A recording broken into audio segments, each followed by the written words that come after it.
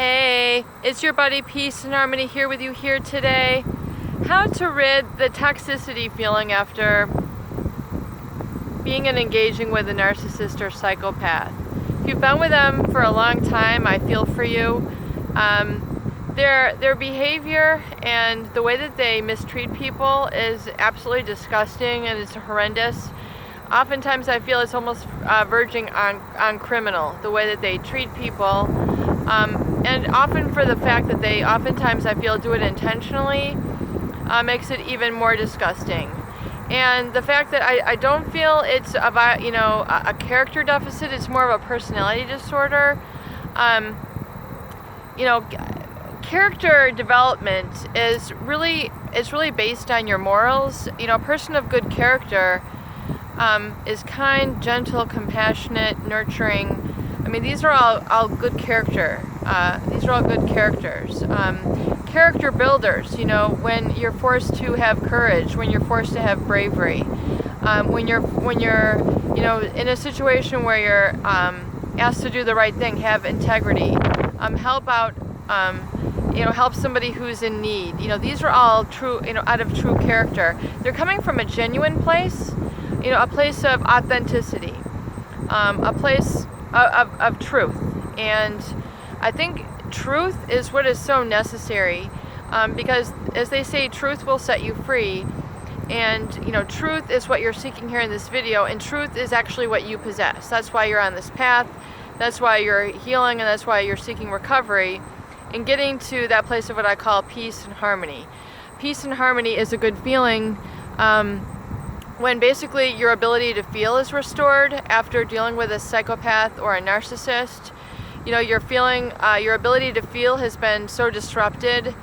You've been through so much criticism and judgment and trying to figure this person out, and you're trying to explain and justify why you guys should stay together, and you're trying to use moral reasoning, and it just hasn't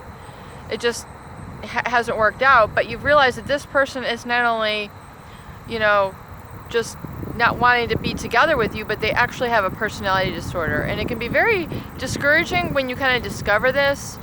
It makes you feel like you've encountered something very sick or evil, or you feel violated, you feel that life is unfair.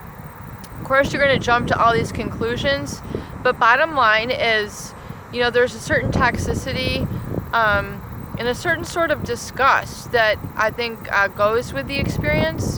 In a disgust in that you didn't do anything to deserve this treatment. So there becomes also a sense of confusion, like, what did I do to deserve this?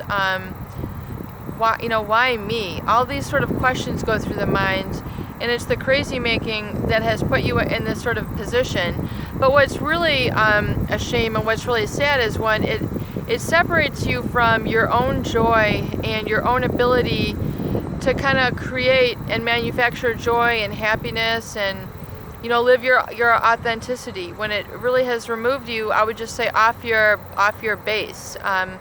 That's really the goal of the narcissist and the psychopath, is that they really like to get people off their rocker, off their base, off their personality, their personhood. They really sever you from that internal ability. And I think that's what's the shame, and it's the goal of this channel, is to help restore that to you, so you can begin to feel some more of the positive emotions and kind of get in touch with the personal balance that you need, so that you can kind of tap into those again. Because chances are you've been just trying to heal and recover, and you feel like you've really been up against a very horrible energy, and the negativity that was inflicted on you can be very toxic.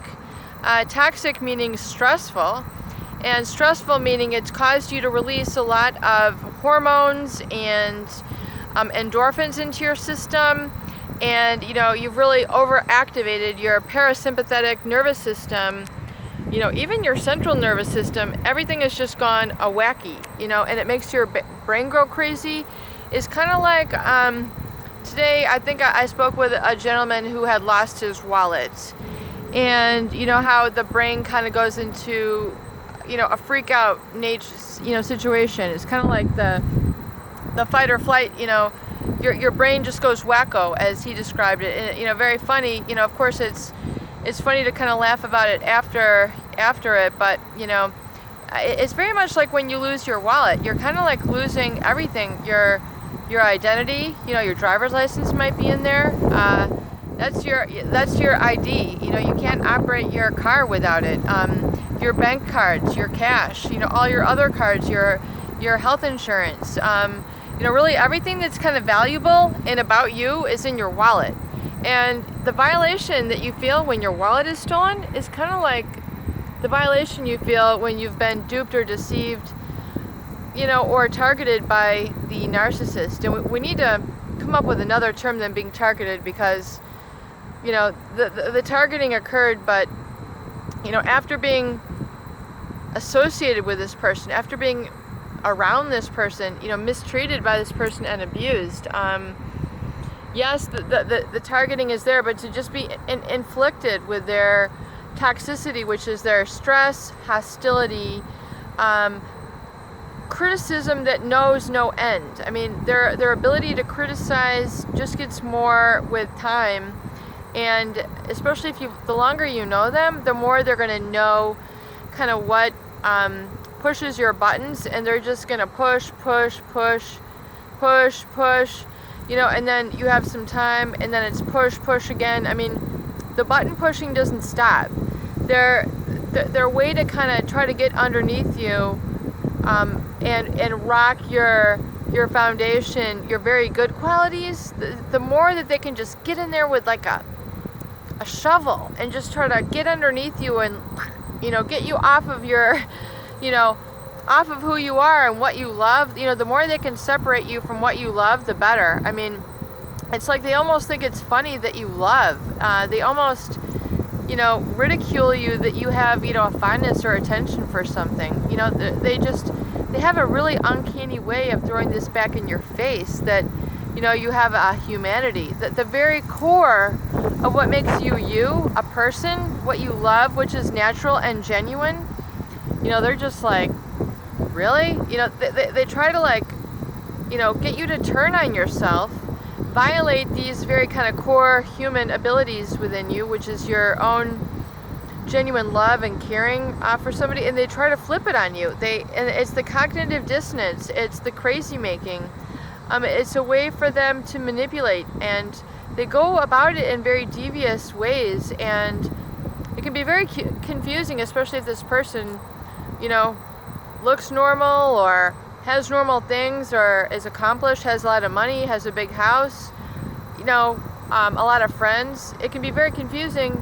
You have all these things, but look at how you treat me. The person who's targeted, the person who they're scapegoating, the person who's just, they're getting some sort of, energy out of it. So it can be very confusing and very toxic to be around this person. And, the toxicity, again, is the stress, and it's the crazy making, which is, creating this whole repertoire of disease in the mind. I mean, disease meaning not at ease. Disease meaning don't worry because you're not going crazy. You are absolutely not stuck in that position. So if I can give a positive message to you, it is that you're not going crazy. This is going to get better. The constant thoughts of them, and I think a lot of people experience, the repetitive thoughts, the thoughts about them, kind of the hyperventilation or the rapid heartbeat and the intrusive thoughts, and where they're constantly kind of in their dreams, and their bodies are just overloaded or hypersexual from being in contact with these people. And again, it's just the thrust of their crazy making and their internal energy, which is very strong up here and very strong, down in the groin area, but it's lacking in the middle. It's lacking in heart. It's lacking in authenticity, which is where we have our heart and our solar plexus, which is, in the, in the stomach area, right underneath the belly button, okay, and then up into the heart. You know, that's your solar plexus, that's your identity, you know, where you carry that.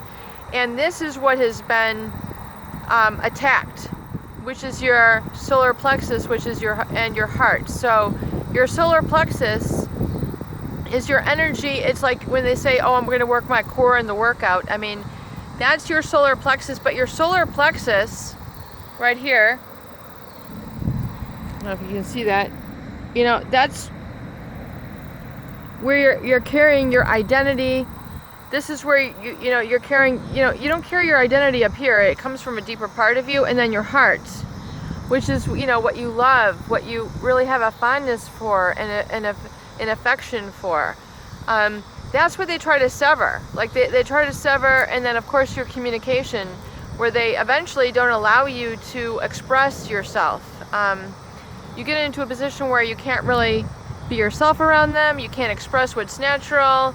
You know, it's a total disruption of your personal being. So the cognitive dissonance is good news. You're not going crazy. It's just an impact from them and kind of being around them. You have to get away. There's no other way to put it. I'm sorry if that's not good news to you.